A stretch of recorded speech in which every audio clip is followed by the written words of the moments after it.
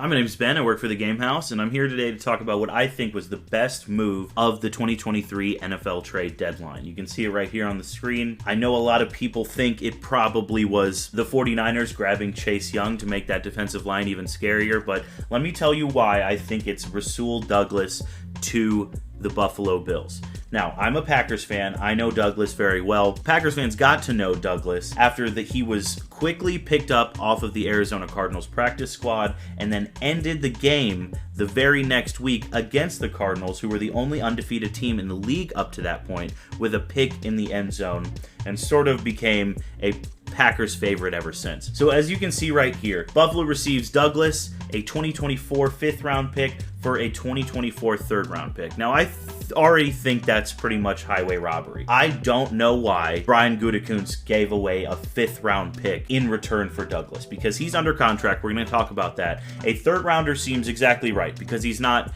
an all-star, he's not an all-pro player. But giving them a 5th-round pick only 2 rounds later for this kind of locker room guy is really, really strange stuff from Brian Gutekunst, who, has drawn the ire of many Packers fans. I think they won the trade right there already. So we're going to go to his contract real quick. As you can see, he is under control next year. So this isn't just a, 7-game rental here. He is also under control for next year for $6 million, cap hit of 9.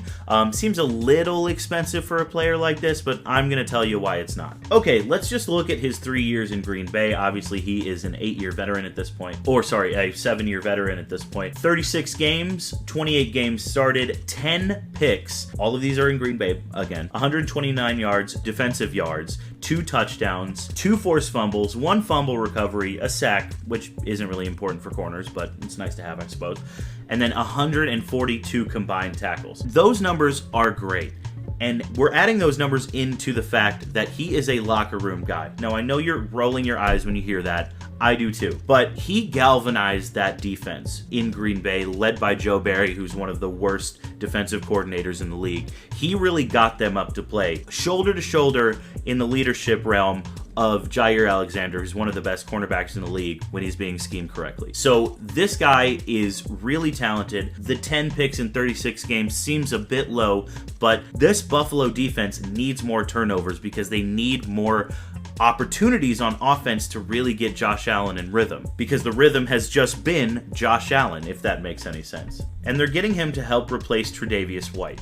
Now, Tre'Davious White, I think we all know, is one of the best cornerbacks in the league, but we have to stop looking at him like a healthy player who gets injured and start looking at him sort of like Kawhi Leonard, an injured player that plays healthy sometimes. He's missed time in the past 5 years. He only played 4 games this year. He only played 6 games last year and 11 games the year before that. He is an injury-prone player. I know no one likes to look at it that way because it feels a little bit mean, but I don't have any malice when I say that. He's just injured. And when one of your best cornerbacks on your team is injury prone, you need backups. You need backups on defense all over the NFL, but Rasul Douglas is just about the best you could ask for on a pretty great contract. Now, the Bills have been spiraling a little bit this year. They are 5-4, really strange loss to open the season. So their schedule coming up is not awesome, but doable. They're going to beat the Broncos. They're going to beat the Jets. They'll probably lose 3 in a row, which will have people really spiraling to Philadelphia, Kansas City, and Dallas. I think they definitely could win that Dallas game, though. They'll win against the Chargers. They'll win against New England. I think Miami's playoff position will be set, because the AFC is so tough. I don't think Miami is going to absolutely skyrocket past everybody and be playing for the number 1 seed. So I think they'll win the Miami game because they're going to be fighting for the playoffs. So that puts them at 10-7 and 11-6 if they win that Dallas game, which is a winnable game. That record in this AFC is going to be really dubious because they're trying to make the playoffs. But